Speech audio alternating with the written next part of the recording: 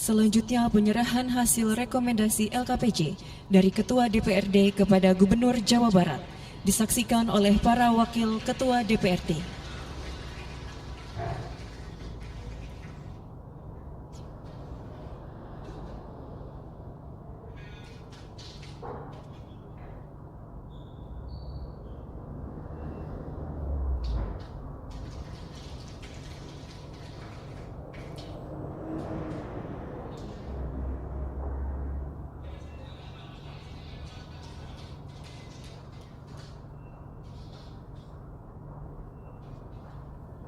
Terima kasih, kami silakan untuk kembali ke tempat semula.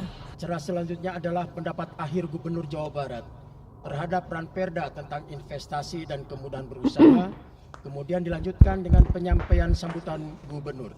Kami persilakan.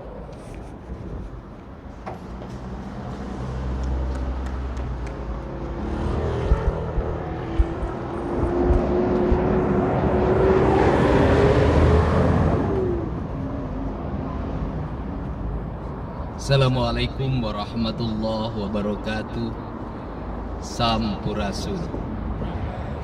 Yang saya hormati Ketua DPRD Provinsi Jawa Barat yang mulia Bapak Buki Wibawa,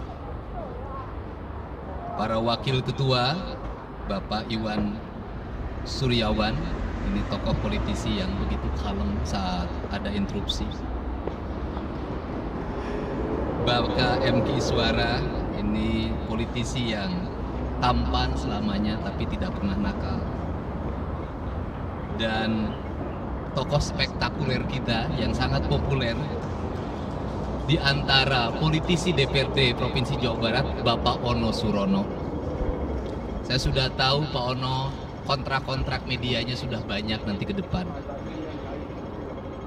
Kemudian juga Bapak ini sebentar lagi akan berangkat haji, Bapak Kiai Haji Acep Jamaluddin. Terima kasih.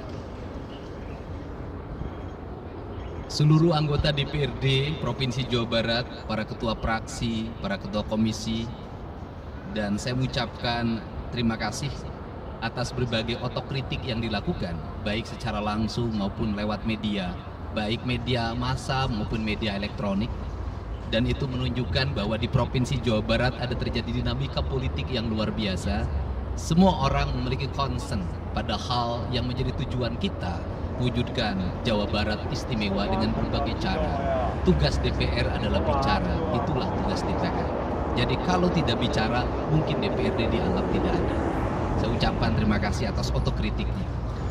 Sekretaris Daerah Provinsi Jawa Barat, kemudian yang mewakili Pangdam 3 Siliwangi, yang mewakili Kapolda Jabar, yang mewakili Kejaksaan Tinggi Jawa Barat, dan khusus untuk Kejaksaan Tinggi Jawa Barat, saya sampaikan ucapan terima kasih, rasa hormat yang tinggi kepada Kejaksaan Agung Republik Indonesia atas tindakannya melakukan penahanan dan mentersangkakan Direktur Utama PT Sritek dan salah satu mantan pejabat BJB yang sudah resign atas kasus dugaan penyimpangan kredit, yaitu menyampaikan kredit ke Bank Jabar, mudah-mudahan tidak salah, kalau salah dikoreksi, sekitar 600 miliar rupiah tanpa agunan yang memadai.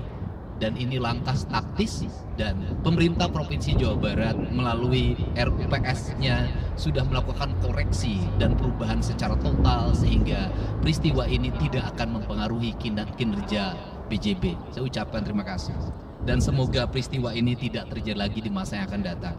Kemudian yang hormati para staf ahli, para asisten, para kepala perangkat daerah Provinsi Jawa Barat. Yang pertama, forum ini adalah forum kebahagiaan. Ada yang berbahagia hari ini, yaitu seluruh warga Jawa Barat, di mana kita bisa menyelesaikan dua agenda, yaitu agenda pengesahan Raperda tentang investasi dan agenda tentang pengesahan hasil dari LKPJ. Karena rencana kita dalam melaksanakan pembangunan akan berjalan dengan cepat. Tetapi barangkali para media sangat kecewa karena hari ini tidak kejutan-kejutan lagi, sehingga viewernya mungkin agak menurun hari ini. tetapi kita harus berkorban demi kepentingan rakyat Jawa Barat. Kita kesampingkan pure, kita kesampingkan common, kita utamakan kepentingan rakyat Jawa Barat. Sebenarnya konsep pidatonya sudah ada, tetapi saya mencoba menyatukannya. Yang pertama adalah bahwa kita bicara tadi tentang berbagai rekomendasi. Dan rekomendasi itu juga termasuk di dalamnya disahkannya Raperda tentang investasi yang sebentar lagi menjadi perda. Apa sih yang menjadi rekomendasi? Rekomendasi pertama adalah angka kemiskinan yang masih tinggi di Jawa Barat. Tetapi saya usul pada Pak Ketua, ke depan kalau LKPJ sebaiknya para bupati wali kota diundang di seluruh Jawa Barat. Karena Jawa Barat itu pertanggungjawabannya bukan di OPD Jawa Barat, tetapi seluruh kinerja pembangunan itu ada di Pemkab dan Pemkot serta ada di pemerintah desa. Jawa Barat tidak memiliki rakyat yang terkelola secara langsung karena seluruh pengelolaannya ada di pemerintah kabupaten kota dan pemerintahan desa. Dan saya mohon nanti dipaparkan kemiskinan yang paling tinggi dalam perspektif BPS, dalam perspektif LKPJ dan analisisnya itu di kabupaten mana, bila perlu sampai di desa mana. Kemudian angka investasi tertinggi di kabupaten mana, angka investasi terendah di kabupaten mana, infrastruktur yang berproblem di kabupaten di mana, sehingga semuanya terpetakan dengan baik, sehingga nanti kita bisa mengorkestrasi antara pembangunan Provinsi Jawa Barat, pembangunan kabupaten kota, dan pembangunan desa secara bersama-sama dan berkeadilan. Kemudian yang kedua, bahwa investasi ini menjadi aspek yang utama dalam kinerja pembangunan Provinsi Jawa Barat hari ini. Kenapa? Karena satu, angka kemiskinan kita masih tinggi. Kemudian angka kemiskinan yang tinggi di Indonesia sebenarnya juga dipengaruhi oleh jumlah penduduk yang tinggi. Sehingga persentase kecil menurut Jawa Barat, tetapi menurut nasional menjadi besar. Keberhasilan Indonesia sangat tergantung terhadap kinerja pemerintah Provinsi Jawa Barat, pemerintah kabupaten kota, dan pemerintahan desa. Yang kedua adalah pendidikan. Yang ketiga adalah infrastruktur. Yang keempat, kesehatan. Yang kelima, pengendalian penduduk. Yang keenam adalah pengendalian lingkungan. Kemudian yang ketujuh adalah belanja pemerintah yang masih besar. Belanja tidak langsungnya, yaitu belanja untuk kepentingan pegawai. Yang kedelapan adalah pengelolaan aset. Seluruh rangkaian yang menjadi rekomendasi ini adalah tugas kami untuk meneruskan rekomendasinya. Tetapi yakinlah bahwa apa yang kami lakukan selama ini, langkah-langkah yang seringkali kontroversi, langkah-langkah yang seringkali dianggap one man show, langkah-langkah yang seringkali dianggap terlalu sendiri dan terlalu konten, sesungguhnya adalah langkah-langkah menyelesaikan ini semua. Saya memberikan contoh. Kalau saya melakukan operasi terhadap penutupan galian C, penutupan areal-areal pelanggaran terhadap lingkungan, kalau saya mengkoordinasikan terlebih dahulu dengan jajaran saya, bisa jadi operasi saya gagal. Kenapa? Karena begitu rapat, besoknya penambangnya sudah tahu apa yang akan kami lakukan.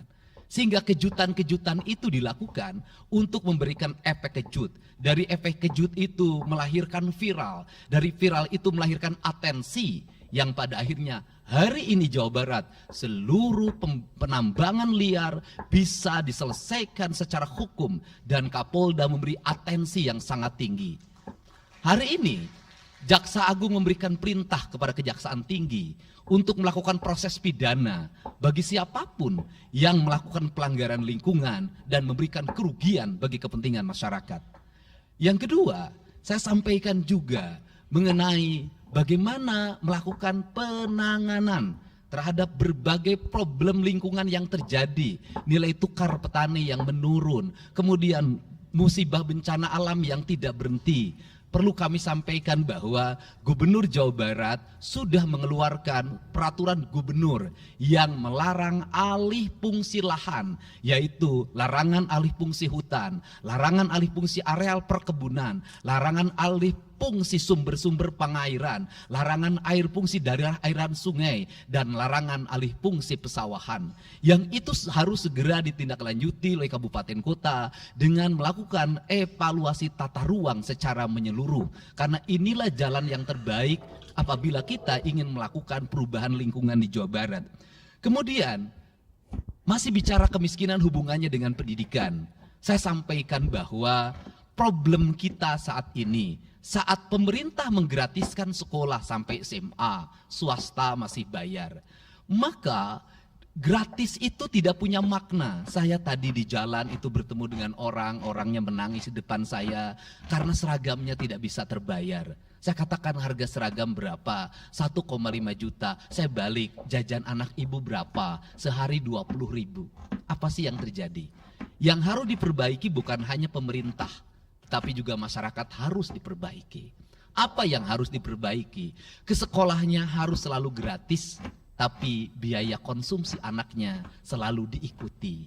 Apa artinya gratis? Kalau bekal ke sekolah 50.000 per hari. Negara mengeluarkan biaya, tapi orang tua mengeluarkan biaya. Maka kami sudah mengeluarkan surat edaran.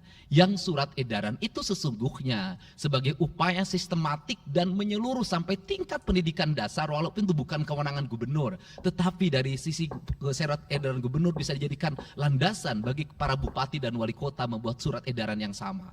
Apa sesungguhnya yang menjadi alam pikiran saya? Alam pikiran saya, kemiskinan terjadi bukan hanya pada persoalan menurunnya pendapatan, tetapi kemiskinan terjadi yang paling besar adalah karena meningkatnya biaya hidup.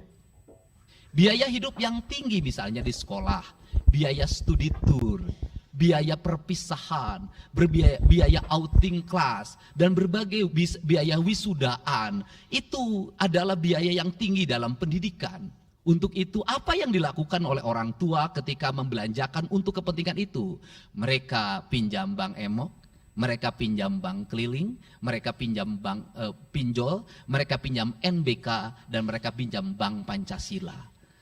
Menghentikan ini sesungguhnya, saya lagi menghentikan mereka tradisi meminjam uang dalam keadaan terdesak pada para rentenir. Dan ini strategi untuk menurunkan kemiskinan. Kemudian yang berikutnya adalah perhatian ketika rakyat sakit. Maka pemerintah harus cepat hadir menangani. Kenapa? Karena orang bisa jatuh miskin ke dalam jurang yang lebih dalam. Manakala dia sakit tidak ada yang mengobati, BPJS-nya tidak mampu mengcover, biaya untuk ngontrak selama dirawat di Hasan Sadikin tidak punya, biaya untuk makan untuk keseharian tidak ada, sedangkan tulang punggungnya berhenti karena sakit. Ini juga menyebabkan kemiskinan. Kemudian yang berikutnya, kemiskinan terjadi karena rusaknya sumber daya alam, air yang hilang, sumber penghidupan yang hilang, sumber energi yang hilang, sumber protein yang hilang, sumber kalori yang hilang di lingkungan berupa kerusakan lingkungan, itu akan melahirkan kemiskinan. Maka alam yang tertata sesungguhnya adalah bagian dari upaya untuk menjaga kemiskinan. Kemudian yang berikutnya adalah belanja infrastruktur yang harus meningkat, dan itu di belanja sekarang kita sudah melihat. Itu adalah bagian dari menyelesaikan problem kemiskinan. Konektivitas infrastruktur sangat penting dalam menumbuhkan ekonomi, tetapi di balik itu kebudayaan rakyat tidak boleh diberubah. Kenapa? Infrastruktur baik bisa jadi tanahnya dijual karena mahal, pada akhirnya menjadi miskin kembali. Infrastruktur harus seiring dan sejalan dengan kerangka berpikir publik yang mengerti akan hak atas tanah. Kemudian yang berikutnya adalah pengendalian penduduk. Booming penduduk di Jawa Barat relatif besar. Untuk itu harus dibuat berbagai upaya untuk menyelesaikan problem kependudukan. Saya berkali-kali bercerita bagaimana di Majalengka saya bertemu dengan sebuah keluarga yang tinggal di kontrakan, yang ayah dan ibunya tidur ketika jam 11 siang, dan anak-anaknya berjualan di alun-alun. Jumlah anaknya 11, dan ketika saya berkunjung ke tempat kontrakannya sudah hamil lagi yang ke-12. Ini problem. Dan itu saya kemudian di Cirebon, saya berkunjung pada sebuah rumah yang listriknya baru dinyalakan lewat program Provinsi Jawa Barat. Rumahnya itu ternyata anaknya sudah 4. Padahal dia baru saja menyelesaikan rumah dari pinjaman senilai 25 juta. Dan itu pun belum selesai dan rumahnya 1 kamar. Ketika keluar dari rumah itu saya bertemu dengan seorang bapak yang meminta kepada saya untuk ber-KB. Anaknya sudah 7. Dia tak mau lagi untuk anak yang ke-8. Saya katakan tuduhan bahwa jumlah anak sangat identik dengan problem kemiskinan. Betul, kemiskinan tidak akan bisa diselesaikan dengan hanya mengatur kelahiran, tetapi setidaknya pengaturan kelahiran adalah bagian dari untuk menekan angka kemiskinan. Dan yang terakhir adalah dari seluruh rangkaian ini adalah belanja pemerintah harus menjadi stimulus bagi kepentingan masyarakat. Maka jumlah-jumlah proyek harus terus segera digulirkan, digelontorkan menjadi kegiatan publik sehingga banyak orang yang kuli, banyak orang yang nyapu, banyak toko-toko yang buka, semen terjual, besi terbeli, dan kemudian regulasi ekonomi berjalan. Warung-warung bisa menjadi tempat para kuli siang hari makan siang. Dan ini adalah bagian dari strategi stimulus ekonomi yang digulirkan oleh pemerintah itu memiliki sumbangsi terhadap 12% pertumbuhan. Dan yang terakhir adalah investasi. Investasi itu modalnya ada 3. Yang pertama adalah konektivitas infrastruktur, ketersediaan jaringan air bersih. Kita jujur hari ini saya sampaikan ke DPRD, banyak perusahaan-perusahaan yang masih menggunakan air bawah tanah tapi tidak berizin. Bayar pajak tidak, jalan terus. Karena kalau dihentikan mereka pabriknya berhenti. Setelah itu apa? Mereka menjadi objek pemerasan beberapa pihak dalam setiap bulan karena dianggap melanggar perda. Tetapi kalau juga mereka dihentikan, maka pabrik itu berhenti. Dilema itu harus segera diselesaikan. Caranya bagaimana? Caranya adalah pemerintah provinsi melalui Bapeda hari ini harus segera merancang daerah-daerah yang menjadi kawasan industri harus dibangun fasilitas infrastruktur jaringan air bersih dalam bentuk investasi pemerintah sehingga nanti dikoreksikan dengan PAM-PAM atau PDAM di setiap kabupaten kota secara terkoneksi. Dan ini jalan bagi kita menyelamatkan lingkungan dan menorong pertumbuhan PDAM di setiap kabupaten kota. Karena apa? Karena angka pembayaran yang dilakukan oleh industri jauh lebih baik dibanding angka rumah tangga dan angka-angka layanan sosial lainnya. Itu yang pertama. Yang kedua adalah tumbuhnya iklim investasi di mana masyarakat merasa nyaman. Investor merasa nyaman ketika perizinannya cepat. Saya memberitahukan ya bahwa di Indramayu ada pabrik sepatu yang selama 2 tahun tidak mau buka hanya karena perizinan lingkungan hidupnya belum kelar. Saya ngambil langkah pasang badan, lakukan pembangunan karena itu menyerap 8.000 tenaga kerja. Kemudian di Cirebon juga seperti itu, banyak perizinan yang menggantung bertahun-tahun. Hari ini saya janjikan dalam 1 bulan ini seluruh perizinan di Jawa Barat tuntas dan selesai.